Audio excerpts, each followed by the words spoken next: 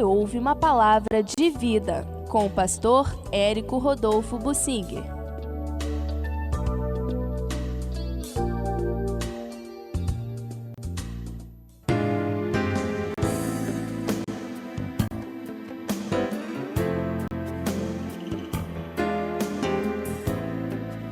Quando a alegria e o regozijo fogem, há situações difíceis pelas quais nós passamos, mesmo tendo Deus conosco. Deus não nos livra de situações difíceis. Por vezes, até o próprio Deus nos empurra para lutas para que a nossa fé seja provada. Deus foi desafiado a respeito do Jó. Na verdade, foi o próprio Deus que começou a provocação. Ô diabo, você está vendo aqui o meu servo Jó? Ô Satanás, olha aqui, você está olhando? Claro que o diabo estava olhando para o Jó, era o que ele estava querendo fazer, é o que ele faz.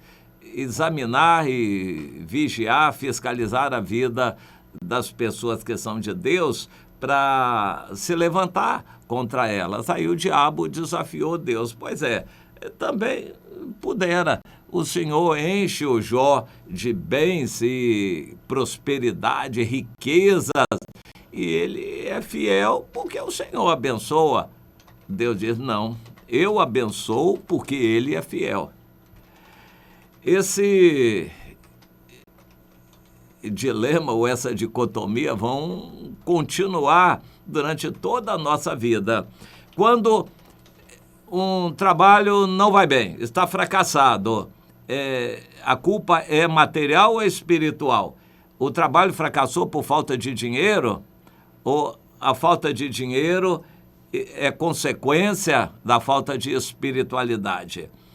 O crente está mal espiritualmente e está também mal financeiramente. Claro que ele se torna infiel a Deus e a situação se enrola cada vez mais. Onde é que começa? Precisa resolver o problema financeiro primeiro para depois ele ser fiel a Deus? Todos nós sabemos pela Bíblia que não. O problema primeiro é espiritual. O devorador só tem liberdade de atuar na vida de quem é infiel. Aquele que é fiel a Deus, o devorador não consegue pegar nada dele porque Deus protege. Nós sabemos que primeiro tem que se consertar com Deus e depois o restante. Alguém tem uma dívida tão grande que é impagável. Em consequência, ele também não dá o dízimo. Por onde começa? Ele tem que dar o dízimo a Deus, se consertar com Deus. A consequência é que o resto vai ser abençoado. Mas a pessoa diz, a situação está tão difícil que eu não posso nem dar o dízimo. Bem, ele está endossando o argumento de Satanás com Deus em relação ao Jó. E o Senhor diz, não, o fiel é fiel mesmo sem dinheiro. E a vida do Jó demonstrou isto. Então, nós vamos continuamente na vida estarmos passando por momentos de bênçãos, de fartura e outros momentos de luta, de dor, de doença, de dificuldades, de apertos financeiros. Tudo isso faz parte da vida. Mas o que é importante é que temos que entender o propósito de Deus em cada situação dessas. Na Antiga Aliança, o Antigo Testamento, é sempre bom a gente lembrar que há diferenças para a Nova Aliança. Na Antiga Aliança, a bênção era material, terrena. Se vocês forem honestos, corretos, seguirem a lei, andarem na minha presença, eu vou abençoar vocês materialmente. Vocês vão ser uma nação forte, poderosa, vão vencer os inimigos, não vão ser vencidos pela enfermidade, as pestes não chegarão até vocês, etc, etc. Isso era a antiga aliança, bênçãos aqui na terra. Hoje nós estamos em uma nova aliança, a nossa bênção espiritual, ainda que soframos bastante aqui na terra, mas se a gente tiver que sofrer muito aqui na terra, isso é um privilégio. Se o nosso sofrimento nos conduzir para o galardão eterno, as coisas eternas não são nem de longe para se comparar com os sofrimentos terrenos. E, em sendo assim, o cristão se alegra no sofrimento, tende por motivo de toda alegria o passardes por várias provações. Deus nos orienta nesse sentido. O bom é ajuntarmos tesouro no céu e não na terra. O bom é nós sermos fiéis, mesmo que sofrendo aqui na terra, para ganharmos o galardão eterno. Quando alguém está falando muito de dinheiro aqui na terra, de prosperidade, tem coisa estranha, isso não é a mensagem bíblica. Essa pessoa está mais no Antigo Testamento, se baseando numa aliança que já passou. Bem, nessa aliança do Antigo Testamento, quando o povo fraquejava para com Deus, falhava, se afastava de Deus, se acomodava, Deus mandava a dor, o sofrimento. Em Isaías, no capítulo 16, nós temos uma profecia contra Moabe e Deus mostrando os motivos e as razões pelos quais Moabe seria castigado. E em determinado ponto dessa profecia, o versículo 9, Deus diz: eu prantearei com pranto de Jazer, uma cidade de Moabe, a vinha de Sibma também.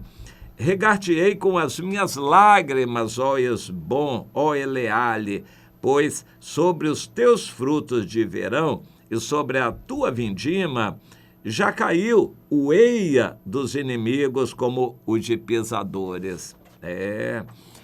O mal já chegou.